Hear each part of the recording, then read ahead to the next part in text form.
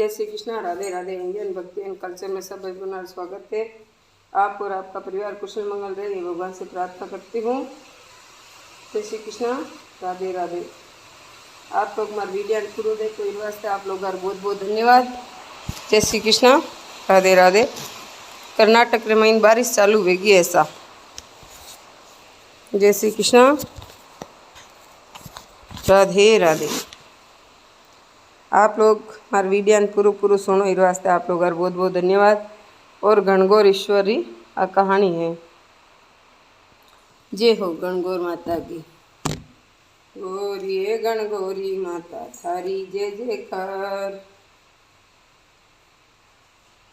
चैत्र महीना या पार्वती को भाभी के उजड़ने के लिए पीहर जाना था। महादेव जी बोले हम भी तुम्हारे साथ चलेंगे।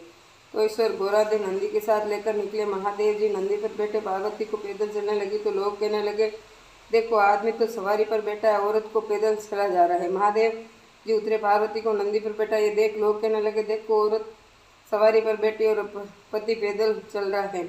ऐसा सुन पार्वती भी उतर गई, दोनों पैदल चलने के साथ में नंदी भी चलने लगा। अब लोग बोलने लगे देखो वाहन होते हुए भी दोनों पैदल जा रहे हैं। तो ईश्वर गोराधे दोनों नंदी पर बैठे। लोग बोले देखो छोटे से जीव पर दोनों जने बैठे। पार्वती बोली भगवान दुनिया कैसी है, नंदी पर बैठने नहीं देती, पैदल चलने नहीं देती। ईश्वर जी बोले पार्वती संसार यहीं यहाँ ऐसे ही होता है। आगे गए तो एक गाय उठती बैठती बेचैन हो रही थी। गोराधे पूछने लगी भगवान गाय कष्ट क्यों हो रही है। तो ईश्वर जी बोले इसको बछड़ा होने वाला है। गोराधे बोली बच्चे के लिए इतना कष्ट मुझे सहन नहीं होगा, मेरे गाड़ दे दो। ईश्वर जी बोले आगे चलो। आए आगे घोड़ी बैठी उठती हुई तो देखी। गोराधे बोली इस घोड़ी से कष्ट किए हो। ईश्वर जी बोले इससे बच्चा होने वाला है। गोराधे बोली मुझे इतना कष्ट सहन नहीं होगा, मेरे गाड़ दो। ईश्वर जी आगे चले। आ गए तो राजा की नगरी में उदासी छाई थी। ढोल लंगाड़े उल्टे थे। गोराधे पूछने ये सब क्यों उदास है। ईश्वर जी बोले रानी को कंवर होने वाला है। अब तो गोराधे जी मान बोले बच्चे को लिए इतना कष्ट हो तो मुझे भी बच्चे नहीं चाहिए, आप मेरे गांठ दे दो। ईश्वर जी को गांठ देनी पड़ी। ईश्वर जी ससुराल पहुंचे, पीपल के पेड़ के नीचे वास किया। गोराधे पीर में सहेलियों के मगन हो गई। गणगौर नजदीक आई। ईश्वर जी बोले आज गणगौर है, सब औरतें पूजा करने आएगी। सवेरे से स्त्रियाँ पूजा करने लगी और गोराधे चौकी सुहाग बांटने लगी। दोपहर के समय बड़ियों की औरतें ओट पहनकर सोले श्रृंगार करके पूजा करने गीत गाती हुई आई। गोराधे बोली सुहाग तो सारा बांट दे, ये औरतें तो अब आई है। ईश्वर जी बोले गोराधे चिट्ठी अंगुली में जल खोलो, अधोआ नैनों को सुरमा निकालो, मांग से सिंदूर निकालो, टीकों से रोली निकालो और सभी स्त्रियों को अमर सुहाग दो। इसी वक्त गोराधे जी के मांग का सिंदूर, चिट्ठी, अंगुली की मेहंदी, टीकी से रोली, आंखों का काजल लेकर लोटे के जल से डालकर जमारे से पूजा में आई कन्याओं व स्त्रियों के अमर सुहाग के छींटे दिए। गोराधे ने ईश्वर जी के कहे अनुसार सबको अमर सुहाग दिया। अब ईश्वर जी गोराधे घर आए। ईश्वर जी जिमने बैठे, जितना जिमाया उतना जिम गए। गोराधे जी जिमने बैठी तो माँ बोली बेटी मैं थोड़ा ही भोजन बनाती हूँ। तो बेटी बोली माँ तो बेटी हूँ, कुछ भी खा लूँगी। गोराधे जी ने जल्ला बाटी और बछुए की पिंडी खाकर लोटा भर पानी पी लिया। माँ ने सीख दी, वहाँ से निकल गई। इस गोराधे पीपल के नीचे आए। ठंडी छाँव में थकी हुई पार्वती को नींद आ गई। ईश्वर जी ने पार्वती के पेट की ढकनी खोली तो देखा जला बुआ बट्टे और बछुए की पिंडी थी, थोड़े से पानी के साथ पड़ी थी। ईश्वर जी ने ढकनी वापस ढक दी। पार्वती जी जागे तो ईश्वर जी ने पूछा गोराधे क्या क्या जिमा है। गोराधे बोली ईश्वर जी जितने जिमा वही हमने जिमा है। ईश्वर कहने लगे पार्वती सच बोलो। गोराधे बोली रसोई में माँ वे थोड़ी करेगी। इसी जी बोले तो गोराधे वो तुम्हारे पेट में जला बाटे और बथुए की पिंडी हलवा कुछ थोड़ा सा जले।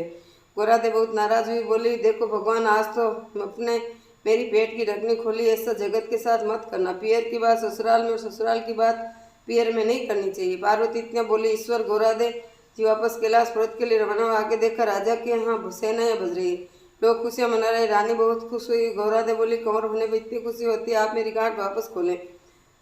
ईश्वर जी बोले पार्वती मैंने तुम्हें पहले ही कहा था गांठ खोलने नहीं होगी। आगे घोड़ी के बच्चा हुआ अपने बच्चे को प्यार करती हुई दिखाई दी, प्रसन्न हो रही थी। पार्वती बोली भगवान आप मेरी गांठ खोलो। महादेव जी बोले ये गांठ नहीं खुलेगी। आगे चली। बच्चे गाय अपने बच्चे को प्यार कर रही थी और बहुत खुश हो रही थी और उसे गाय मालकिन भी बहुत खुश थी। पार्वती जी सोचे जाने बच्चों को इतना उमंग है तो मानो की तो बात क्या है। और ईश्वर जी बोले भगवान मेरी गांठ खोलो, नहीं तो मैं आगे नहीं चलूंगी। पर ईश्वर जी बोले अब कुछ नहीं हो सकता। थोड़े दिन बाद पार्वती अपने मेल का पिंड बनाए और उसमें प्राण फूंकों से बालक का नाम रखवाली कर पार्वती स्नान करने गई। भगवान आए, बालक को उनकी अंदर नहीं जाने दिया तो भगवान ने पूछा तू कौन है। बालक बोला, मैं पार्वती पुत्र हूँ। भगवान सोचे, पुत्र कहाँ से आया, और त्रिशूल से उसे बालक का गला काट दिया। पार्वती माई देखी और बोली, भगवान मेरे पुत्र को वापस जीवित करो। तो शिवजी ने गणों को भेजा, कोई स्त्री जो अपने पुत्र से विमुख हो, पीठ देकर सो रही, उस बच्चे को सिर काट कर ले आओ। गण सभी जगह घूमते घूमते जंगल पहुंचे। वहाँ एक हथनी अपने बच्चे से विमुख होकर बैठी रही थी। गण उसका सिर काट के लाए। भगवान ने उस सिर को बालक के शरीर पर छोड़ दिया, अमृत का छींटा दिया और बोले, दुनिया में सबसे पहले गौरीपुत्र गणेश जी की पूजा होगी, बाद में दूसरे देवताओं की पूजा होगी। खोटी की खरी, अधूरी की पूरी। गणगौर माता हम सबको अमर सुहाग देना। गणगौर मात की जय हो। ईश्वर जी भगवान की जय हो। जय श्री कृष्णा। राधे राधे।